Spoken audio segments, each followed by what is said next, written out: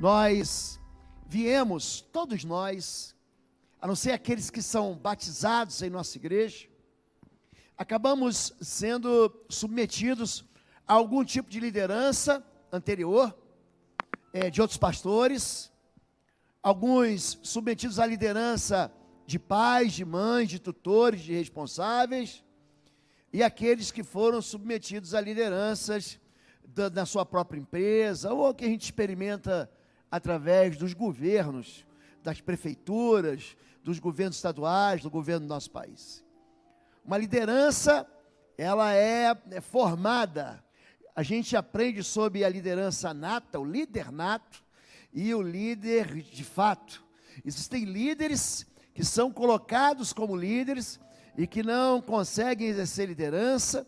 Existem líderes que são levantados e buscados como líderes e que acabam empurrando, direcionando um povo, uma nação, uma empresa para uma direção de felicidade.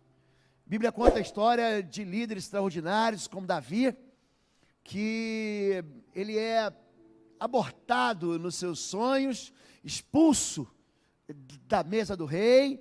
Ele constrói uma liderança dentro de um buraco, uma caverna chamada Adulão, no deserto da Judéia, no deserto de En-Gedi, mas que se levanta como rei. Ele é ungido como rei, e ele é buscado lá em Hebrom para reinar sobre toda Jerusalém e sobre todo Israel. Em compensação, seu neto, Roboão, é um homem que assume a liderança do seu pai. Ele consegue estragar tudo que o avô fez e tudo que seu pai, tudo que aqueles que vieram antes deles fizeram, ele acaba destruindo.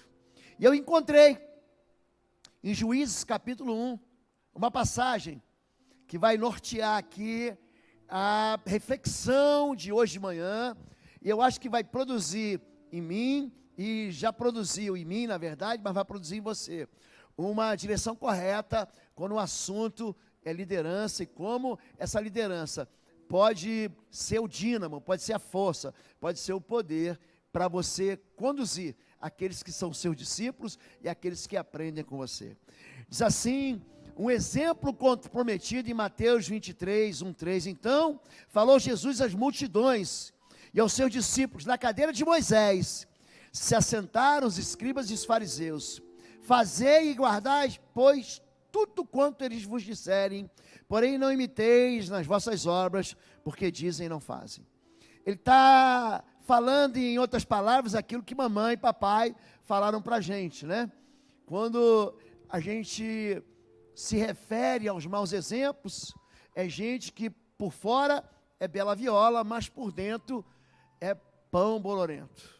É gente que você olha, faça o que ele diz, mas não faça o que eu faço. É gente que tem um discurso bonito, é gente que tem uma voz que te convence, mas um exemplo que te arrasta, que compromete e que faz com que você siga um caminho estranho àquilo que está sendo dito para você. É pai que diz para o filho, ó, não pode fumar que faz mal, mas ele fuma. Ou pai que diz, olha, não seja violento, mas ele bate na esposa. É a mãe que ensina o próprio filho a se rebelar. É a mãe que ensina a própria descendência a viver tragédias. A rebelião é como o pecado da feitiçaria. 1 Samuel capítulo 15, verso 22. E a gente vê que o orgulho fazem parte, junto com a soberba, junto com a rebelião, de um pacote que alimenta a destruição na vida de qualquer um. E Jesus está dizendo assim, cuidado com aquele que é teu exemplo. Em Malaquias capítulo 2, a partir do verso 1, Deus está dando uma chamada, Deus está chacoalhando os sacerdotes da nação de Israel e os profetas que não dão honra ao seu nome, e ele vai dizer assim, ó, vou amaldiçoar a bênção de vocês. Eu vou transformar a bênção de vocês em maldição.